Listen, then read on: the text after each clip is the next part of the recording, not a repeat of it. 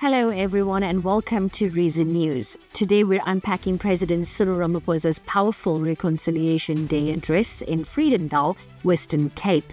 We're also diving into a story that's making headlines around the world, Israel's controversial decision to expand settlements in the Golan Heights. Britain has officially joined the Comprehensive and Progressive Agreement for Trans-Pacific Partnership, CPTPP. We're shining a spotlight on the electrifying Chris Brown, who just wrapped up an explosive tour in Johannesburg, South Africa. And lastly, we give you an update in the world of sport. From the Government of National Unity to the upcoming National Dialogue, President Cyril Ramaphosa delivered a unifying message that resonates deeply with South Africans. Let's dive in. Speaking under the theme Healing Historical Wounds and Forging New Futures, President Ramaphosa reflected on South Africa's journey of reconciliation, nation-building and social justice since the dawn of democracy. He reminded us that December 16, once a divisive day in our history, now stands as a celebration of unity in diversity. It is indeed an occasion where we remember, as well as to celebrate, our journey as a country as we move forward with our task and process of nation building, our task of healing and social justice and forgiveness. This day of reconciliation is really dedicated to healing the historical wounds and forging new futures for all the people of South Africa. For much of our history, this day, the 16th of December, stood as a symbol of the wounds of our history. For some, it was a celebration of victory. For others, it was a painful memory and reminder of conquest and dispossession. Now, since the advent of democracy, the president emphasized the importance of addressing historical injustices, particularly in farming communities like Vredendal. He acknowledged the exploitation faced by farm workers under apartheid and highlighted how land reform and agriculture can drive economic growth and job creation. This Valley of Peace is blessed land with very fertile farms. It is also a place where a lot of farming takes place, and it's a farming area where there are many inhabitants and many of them are farm workers. As we work to reduce unemployment, as Mr. McPherson said, we see the value of agriculture and land reform in growing our economy and creating jobs for our people. We know that history does not have blank pages. Under the inhuman apartheid system, farm workers bore the brunt of exploitation. But this address wasn't just about reflecting on the past. Ramaphosa laid out bold plans for the future, starting with South Africa's leadership on the global stage. As South Africa takes over the G20 presidency, Ramaphosa pledged to bring African and Global South priorities to the forefront.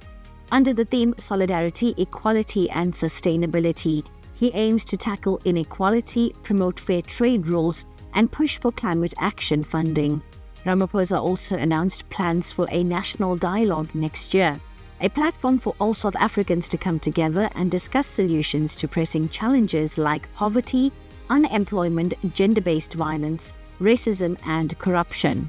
The president revealed that an advisory panel for eminent persons will guide this dialogue, ensuring it reflects the voices of all sectors of society.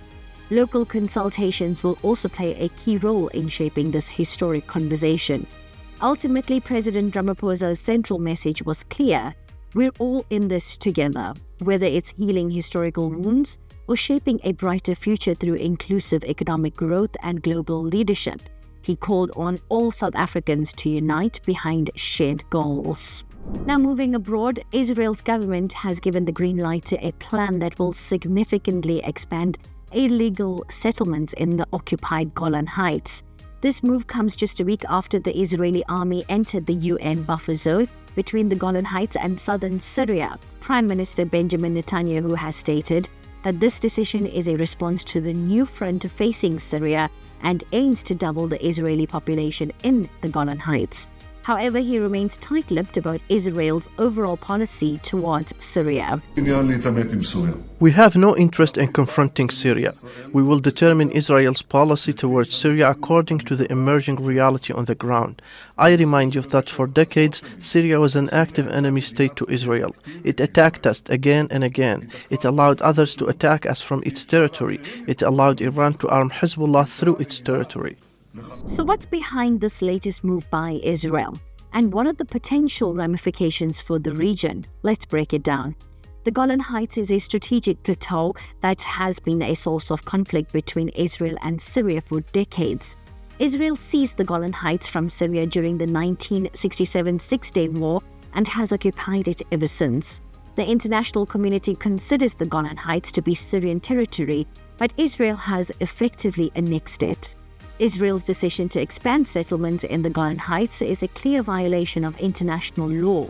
The Fourth Geneva Convention prohibits an occupying power from transferring its own population into occupied territory.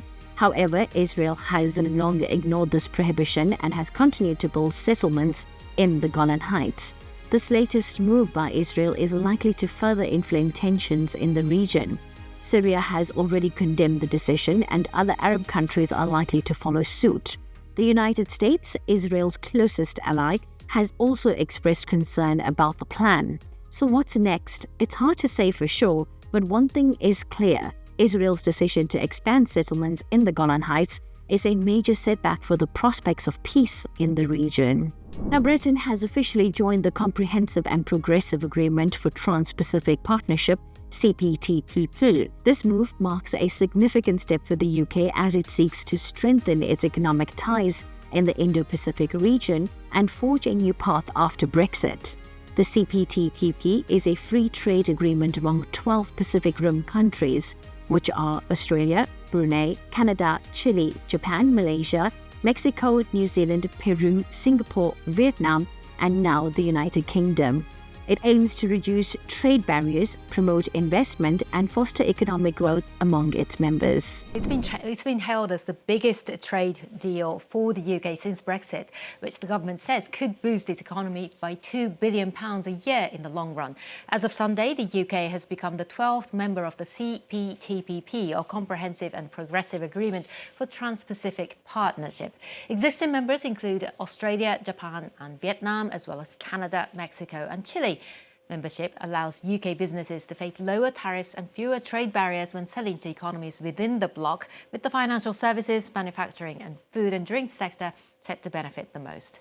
So how significant then is the CPTPP? Well, it is one of the world's largest trading blocs with combined GDP of more than 14 trillion euros, or about 15% of the global economy. It covers a total population of more than 500 million. And after several stumbling blocks, it has been in effect since 2018, lowering trade barriers between member states on a variety of goods.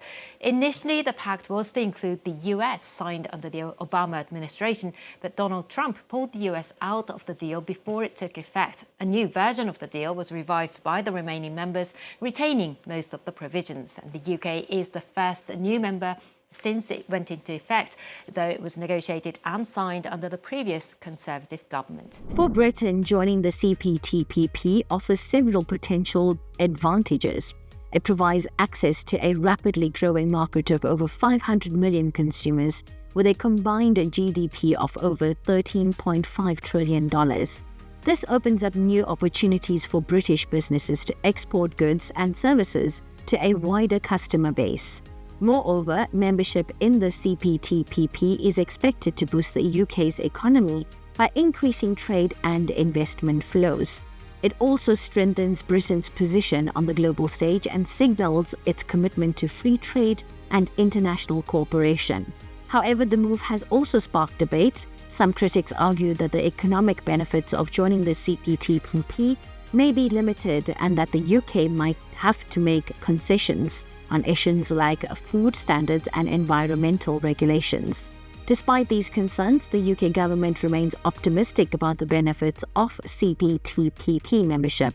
It sees this as a key of its post-Brexit strategy to diversify its trade partnerships and strengthen its global influence. Now back home, Chris Brown wrapped up an explosive tour in Johannesburg, South Africa. The Grammy-winning artist took to social media to express his gratitude to South African fans, stating, "This night means a lot to me."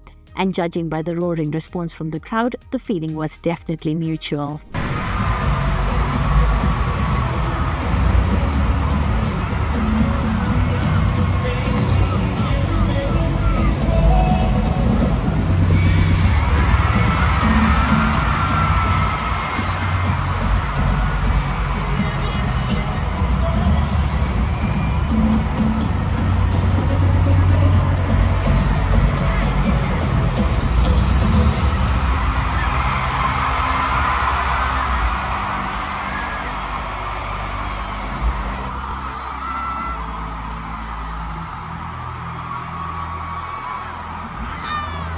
For 2.5 hours, man. I can't thank y'all enough. I can't tell you how honored I am to be here. Debo.